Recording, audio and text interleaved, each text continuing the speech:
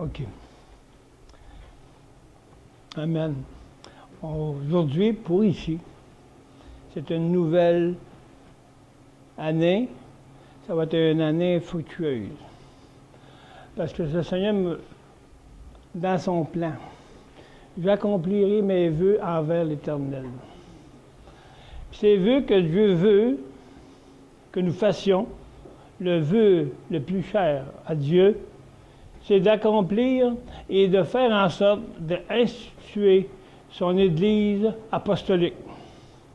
C'est l'Église des premiers apôtres, qui est le chef Jésus lui-même, l'apôtre venu des cieux.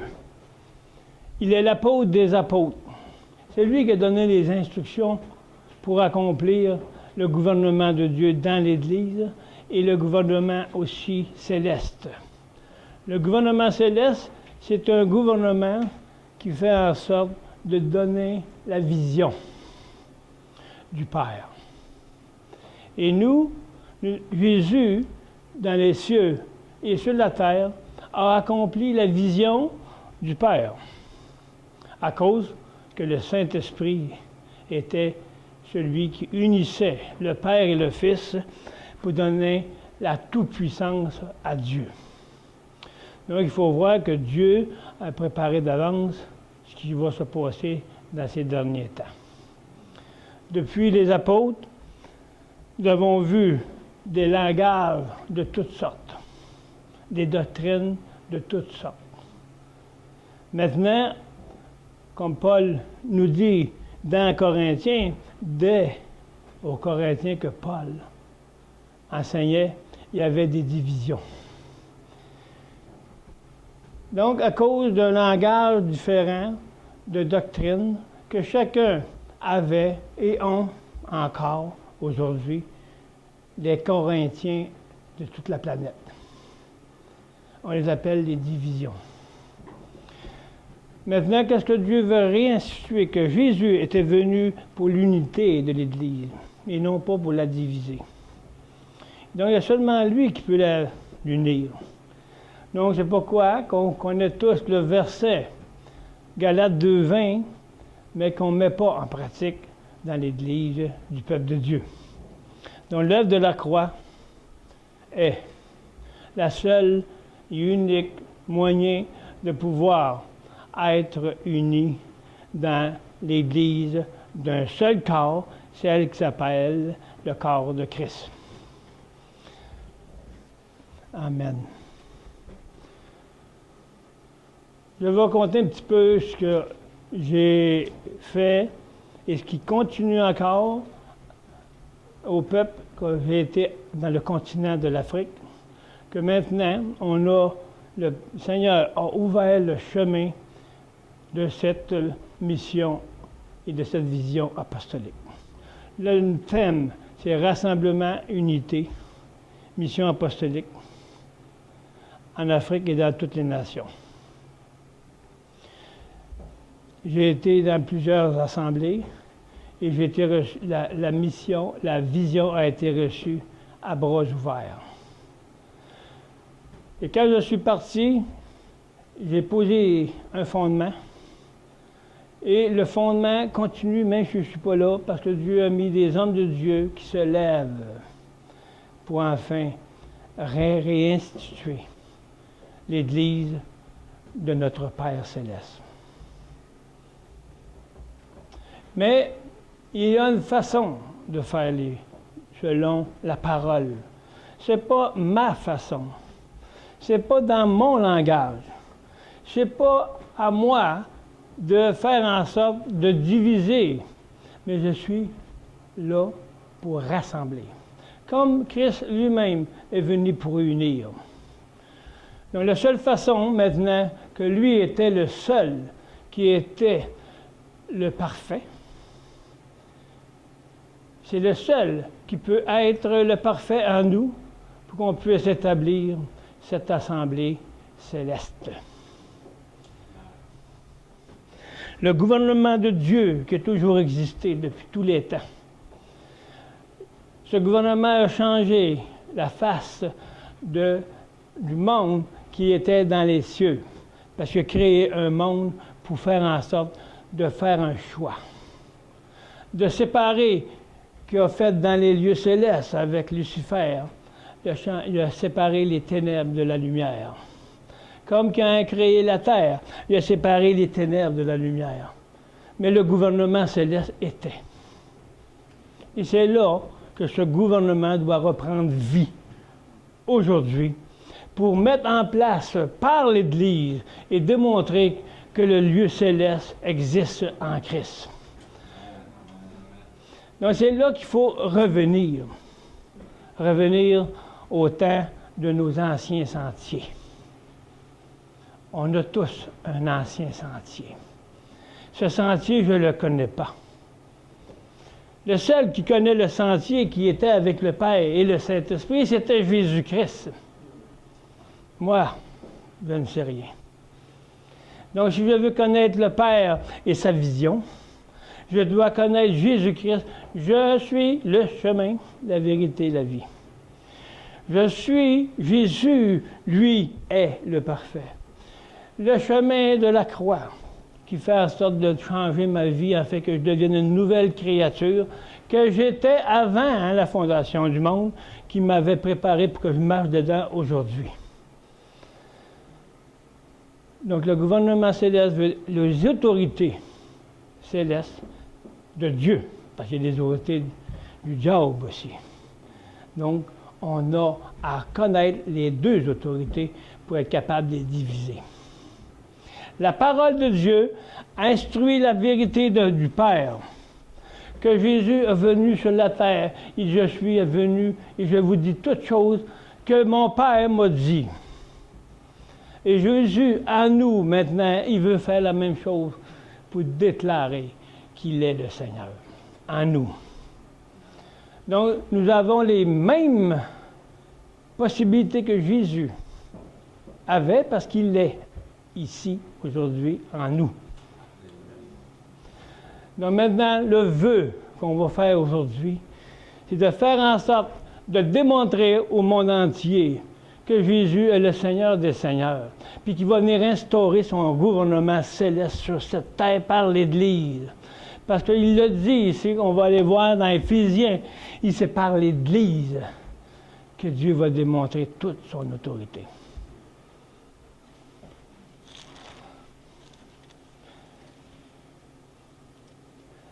C'est dans Éphésiens 3,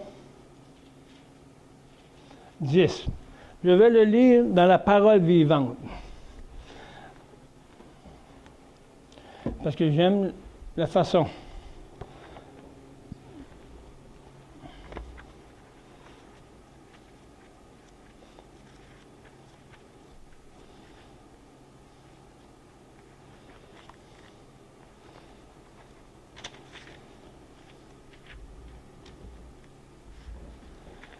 Éphésiens 3, 10 nous dit.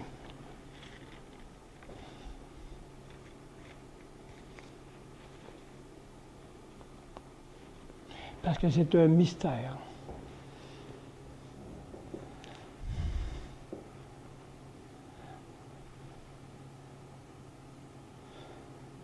Je crois que je vais lire plus long un peu parce que c'est tellement une unité de la parole qu'on emporte, que Jésus est tellement uni qu'il ne peut pas séparer sa parole.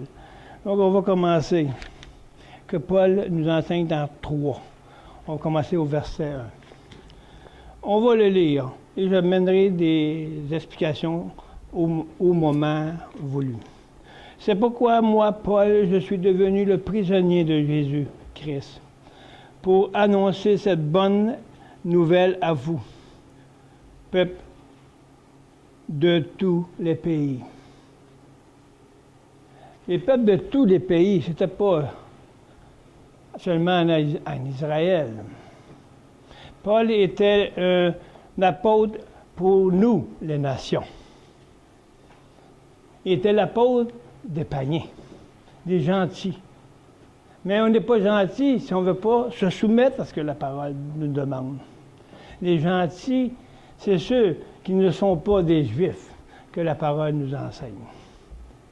Mais si on veut être gentil, pour faire le vœu de notre Seigneur, on va se soumettre à ce que la parole nous enseigne. On va la pratiquer. La bonne nouvelle à vous, peuple de tous les pays, est pour permettre la réalisation de son dessein divin. Son dessein divin. Le dessein divin, c'est d'instaurer un peuple qui va décider par lui-même et non avec imposition sur eux pour qu'ils disent « c'est ça qu'il faut que tu fasses ». Jésus est venu sur la croix donner sa vie. Nous avons le choix de la donner ou pas la donner. Nous avons le choix d'accepter Christ ou pas l'accepter. Nous avons le choix de décider de parler du même langage que lui ou ne pas parler selon son langage. Nous sommes là pour choisir. Son dessein à Dieu, c'était de faire en sorte un peuple qui était pour le suivre volontairement et non contrainte. Son dessein, c'est de démontrer que maintenant, depuis que son Fils est venu, qu'il est celui qui est l'Éternel. Il est celui qui est et qui sera. Il sera toujours l'alpha et l'oméga. Nous, en lui, nous sommes l'alpha et l'oméga. C'est lui qui nous a créés pour devenir une création récréée en lui, pour le servir.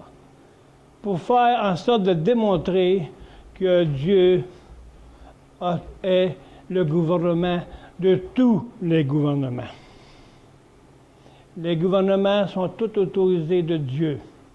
Les gouvernements, ce sont tous l'autorité que Dieu a mise sur la terre, même si on ne les aime pas. Ces gouvernements ont fait en sorte qu'ils ont délaissé Dieu, comme le peuple lui-même de Dieu, pour installer leur propre gouvernement. Leur gouvernement qui pensait par des bonnes intentions, moi je suis d'Apollo, moi je suis de Paul, moi je suis de Christ. Mais lequel qui est le meilleur dans ceux que j'ai nommés? Pas un. Parce que celui qui est de l'Église, que Dieu nous parle, c'est son Fils qui est le chef. Amen.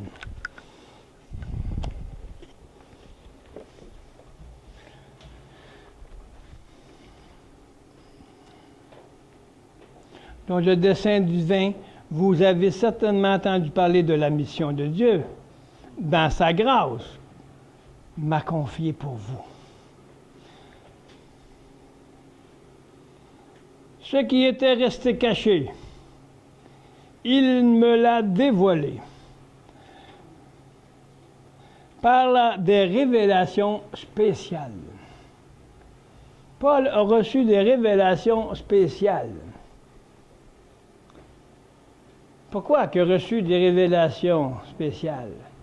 Parce qu'il a choisi de plaire à Dieu et non aux hommes. Nous, que faisons-nous? Que voulons-nous à qui plaire? Aux hommes ou à Dieu? Si c'est à Dieu, on va pouvoir avoir des révélations spéciales. Parce que la spécialité de Dieu, c'est de laisser le Saint-Esprit vous révéler sa parole. Il m'a permis de comprendre son plan secret. Donc, il y a un plan secret, qui dévoile seulement à ceux qui l'aiment. La parole nous dit les mystères cachés sont révélés à ceux qui l'aiment. Ce n'est pas dit que Dieu aime, parce que Dieu nous a tous aimés. Mais nous, est-ce qu'on l'aime pour avoir des révélations spéciales? La spécialité de Dieu, c'est d'informer son peuple pour instruire la parole afin qu'on devienne des enfants légitimes et soumis et vivants dans son Fils. C'est caché à ceux qui ne désirent pas avoir de révélations spéciales. Parce que la seule façon de pouvoir avoir des révélations spéciales, c'est le chemin de l'œuvre de la croix pour que moi je meure, pour que la révélation de Christ en moi, sa vie, c'est spécial.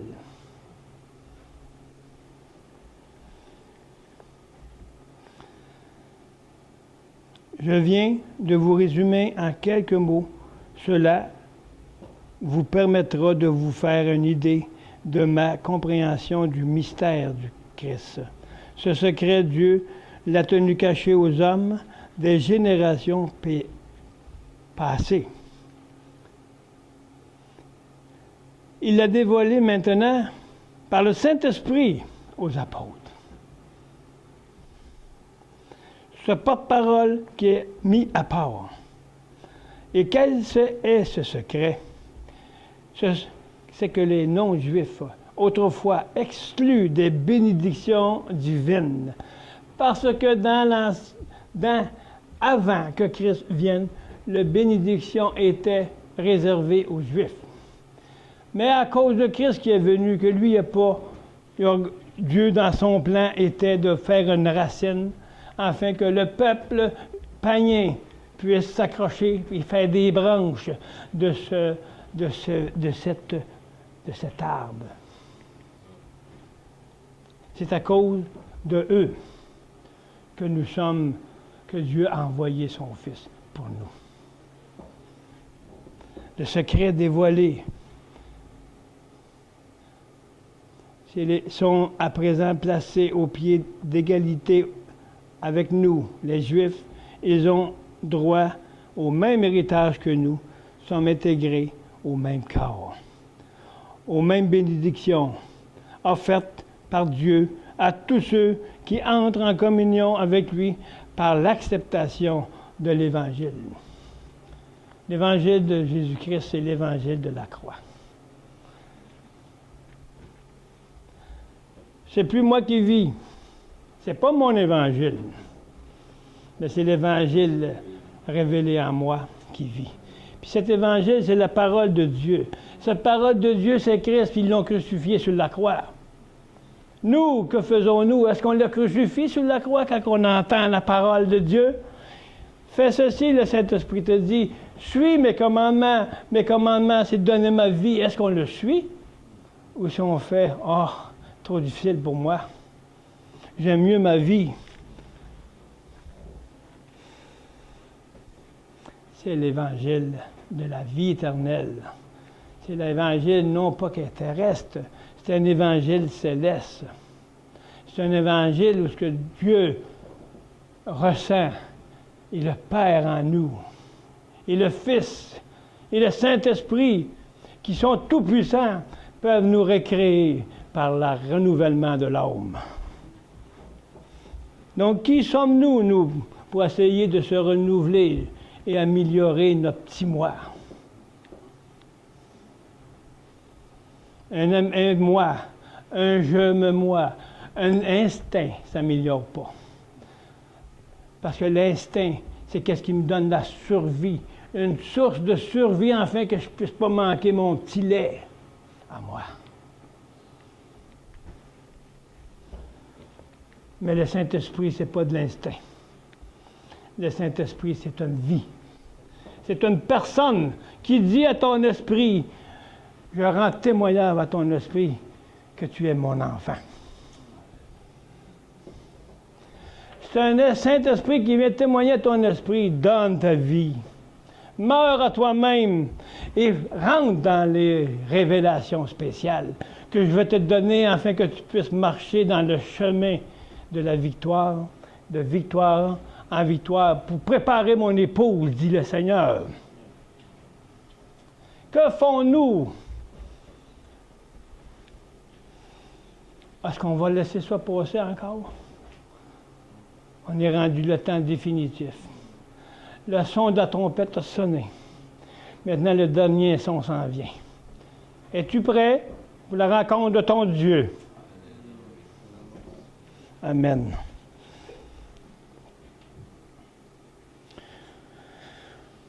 C'est la nouvelle que j'ai été chargé de répandre. Cette mission est un cadeau. C'est une grâce que Dieu m'a fait dans sa grâce. Il a agi puissamment en moi. Et il va agir en nous puissamment. Parce que nous désirons avoir des révélations pour marcher dans l'unité, pour rassembler son peuple.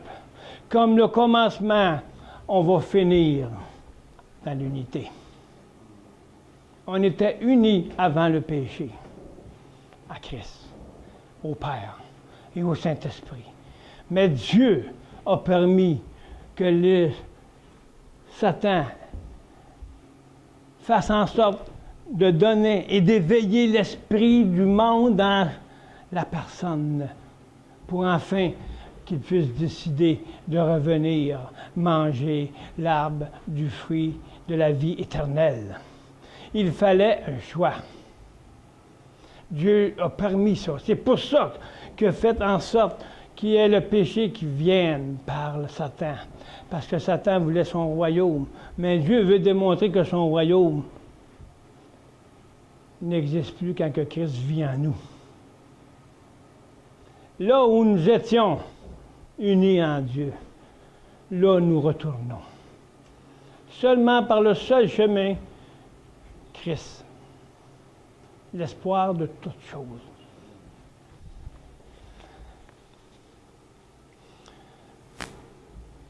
Oui, c'est moi, le plus petit parmi les chrétiens, qui a été accordé la faveur d'annoncer aux non-juifs les infinies et insondables richesses du Christ. Je suis chargé de mettre la pleine lumière pour tous les hommes ce mystère que Dieu, le Dieu qui a créé toutes choses en Christ. Donc, c'est créer toutes choses en Christ. Comment pouvons-nous créer quelque chose si ce n'est pas en Christ? Donc, il faut laisser Christ venir s'implanter en nous, s'identifier, pour qu'on puisse connaître le mystère caché. L'œuvre de la croix, c'est un mystère. Son Église, c'était un mystère avant que Christ vienne. Mais maintenant, elle est révélée. Et nous, aujourd'hui, nous allons prendre la relève. La relève. Et remettre en place le gouvernement céleste par l'Église. C'est la démonstration par l'Église qu'on va pouvoir démontrer que le gouvernement de Dieu a toujours et existera toujours. Son autorité.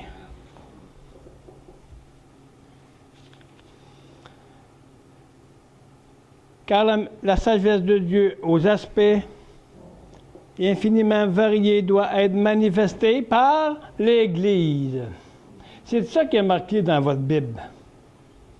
Par l'Église. Voici le mystère. Un des mystères. C'est par l'Église. Où que nous voyons aujourd'hui le gouvernement de Dieu uni. L'Église unie. Elle peut porter le nom, mais elle s'unit avec son petit groupe. Nous, on ne s'unira pas dans un protocole humain. Le protocole de Dieu, c'est l'unité, dans tout son corps. Ils n'ont aucune parcelle de côté, parce que le plus petit, le pauvre et le riche vont s'unir pour enrichir le corps de Christ. Les pauvres qu'on voit, que la parole Satan fait le même couteau. C'est un couteau à deux tranchants. Il veut mettre en sorte que tout pauvre, riche et esclave puisse avoir une marque pour le suivre, lui, pour enfin qu'on puisse manger. Parce qu'on ne pourra pas manger sans la marque de la bête. Mais la marque de la bête, aujourd'hui, elle est notre ancienne vie qui doit mourir. Parce que cette marque-là, si elle ne meurt pas de notre propre vie, on va manger la marque de la bête. Maintenant, la marque et le sceau que Dieu nous a donné quand on a accepté le Seigneur. Il a scellé de son esprit. Il a scellé en nous la parole de Dieu. Il a scellé le Fils. Il y a une parcelle en nous. Comme je parlais ce matin, on l'a creusé. Puis il a mis, le Saint-Esprit est venu sceller une partie du corps afin qu'il puisse entrer dans ton cœur, afin qu'il puisse grandir et afin que la parole soit le témoignage de ta vie. Amen. Je ne veux pas entrer plus profond dans ça, c'est le sujet aujourd'hui, c'est d'aller voir qui sont les 5 ministères. Mais pour entrer là, il y a toujours une porte. Hein? La porte de la révélation spéciale. La porte de la résurrection. La porte de ce qui nous donne la vie à l'Église. Et non pas la vie que moi j'amène. Mais c'est la vie du témoignage de Christ qui va vous donner la vie. Donc, on voit très bien que doit être manifesté par l'Église. Aux puissances, autorités angéliques dans les sphères célestes. Ainsi accomplit le plan conçu de toute éternité par Dieu et réalisé à présent par Jésus-Christ. C'est pas par moi. Non, c'est par Jésus-Christ, mais il n'est pas là. Hein? On va dire, il n'est pas là, Jésus-Christ, là. La parole dit, l'espoir de toutes choses est dans le Fils. Donc, Christ est en nous. Si on peut avoir une petite spécialité de révélation du Saint-Esprit pour me montrer qu'il est vraiment ici, en moi, c'est le vœu que Dieu veut pour nous.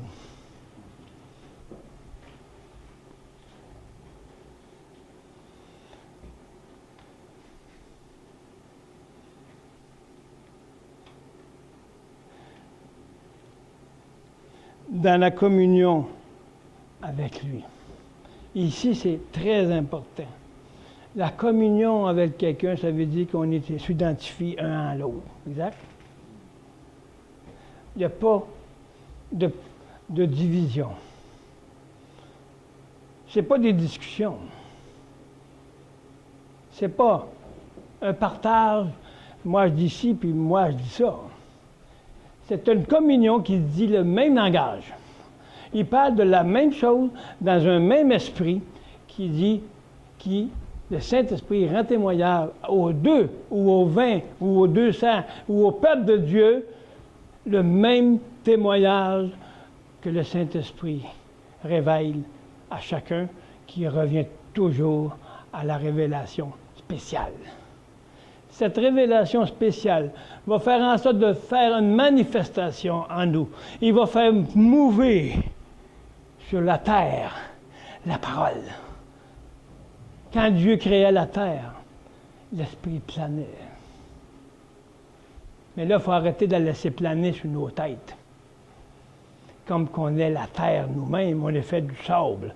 Mais il a mis un homme en nous, afin qu'il puisse entrer l'Esprit et le Saint-Esprit puisse éveiller l'Esprit qui est en nous, qu'on appelle le réveil. Le réveil, ça fait 30 ans que je suis dans le Seigneur. Ça fait 30 ans qu'on attend un réveil. Le réveil est venu, puis ils l'ont crucifié. Jésus était le réveil. À nous maintenant de laisser éveiller Jésus en nous. Il est en nous, il attend rien que ça. Pour qu'on puisse être un témoignage, une vie transformée, afin qu'on fasse sa volonté et non la nôtre. Alléluia. Je vais aller maintenant. C'est parce que le Saint-Esprit a fait pour amener une entrée. Moi, j'appelle ça une introduction. Puis moi, une introduction, mais c'est pas 4 mots, c'est une affaire d'une demi-heure. Tu sais. Là, une demi-heure, ainsi de suite. Mais le Saint-Esprit, il révèle aujourd'hui des choses ici. Parce qu'il est en train d'écrire dans vos cœurs votre vie, sa vie. Nous sommes le livre de vie. Il nous a écrit dans le livre de vie. Il va ouvrir le livre de vie.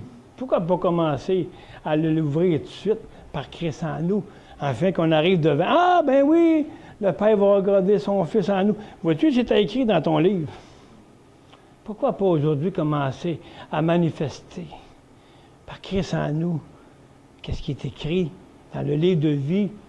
Le livre de vie, c'est sa vie en nous. C'est les œuvres que lui-même a fait en nous, qui ont été préparées d'avance pour que lui les pratique en nous. Donc, c'est écrit dans le livre de vie.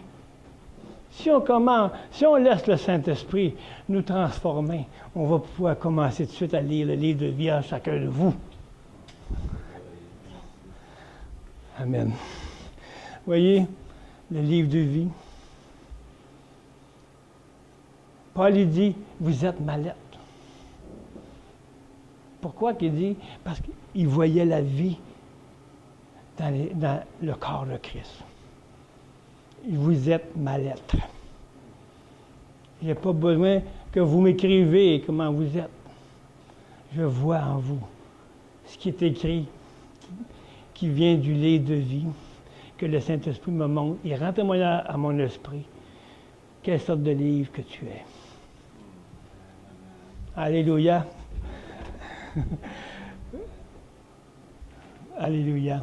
Donc, on va entrer dans le sujet de l'Église des 5 ministères. Premièrement, les 5 ministères sont pour l'ensemble du corps de Christ. Comme mon ami pasteur Serge a dit, il faut réunir les hommes de Dieu, les ministères. Puis c'est ceux-là qu'on voit qu'un même esprit. Parce que quand Dieu m'a donné le mandat, ça a été ça.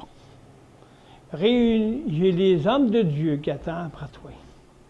Il dit, j'élèverai des hommes de Dieu à côté de toi, puis ils vont te supporter. Parce qu'eux vont être prêts à marcher dans la mission. Parce que en relatant un petit peu cette façon que Dieu m'a donné ce mandat, un jour, ça fait des années que le Seigneur me met à cœur à cet apostolat. Mais personne ne voulait écouter. Il voulait faire toutes les églises, mais pas de vie. Mais je n'ai pas été attendu. J'ai été 30 ans à attendre. Seigneur, j'ai une charte d'église. Je pense que je n'ai pas besoin de ça, là. Ça ne servira jamais. Il dit, maintiens-la dans ton bureau, puis quand sera le temps, j'élèverai la charte. OK. Mais ça faisait un bon bout de temps, hein? Un jour, le Saint-Esprit dit, envoie sur Internet un message. Puis envoie le message de rassemblement, unité, mission apostolique en Afrique et dans toutes les nations. Ouais, mais Seigneur, pourquoi l'Afrique? J'ai dit, pose pas de questions, envoie-le. J'envoie ça sur Internet, puis les premiers cris qui ont su la trompette disant, viens nous aider, viens nous enseigner, viens nous donner la vision de l'apostolique. On a besoin d'enseignement. Viens enseigner nos pasteurs, nos évangélistes, et ainsi de suite. C'est comme ça que ça a commencé. Puis au bout de 8 mois, il m'a envoyé en Afrique. C'est pas moi. Moi, là, dans le bois, là, ça me faisait penser à David avec ses petits moutons. Là. Mais Dieu avait un œil sur moi, comme il avait l'œil sur David. Il était cherché le plus simple, là. Il dit, toi, je t'ai besoin. Mais j'étais content Mais j'ai dit, Seigneur, comment on va faire ça? J'étais comme Moïse. Il n'est pas digne de ça. Il m'a dit la même chose qu'avec Moïse. Je serai toujours avec toi. Donc, on va parler de l'unité. On va parler aussi juste une démonstration dans 1 Corinthiens avant de commencer, de voir qu'est-ce que c'est aujourd'hui, malgré qu'on sait tous qu'est-ce qui se passe aujourd'hui. Mais il faut voir bien de qu'est-ce qui se passait dans Corinthe. Dans Corinthe, aujourd'hui, c'est des Corinthiens partout dans le monde parce que personne ne se parle de la même langage. 1 Corinthiens 1. On va entrer tranquillement dans l'apostolat, selon les 5 ministères. On va commencer à 10. On parle de division, puis je crois que je vais le lire dans Parole vivante.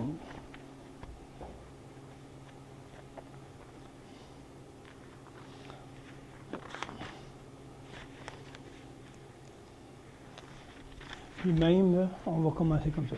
Je vous exhorte, frères, par le nom de notre Seigneur Jésus-Christ.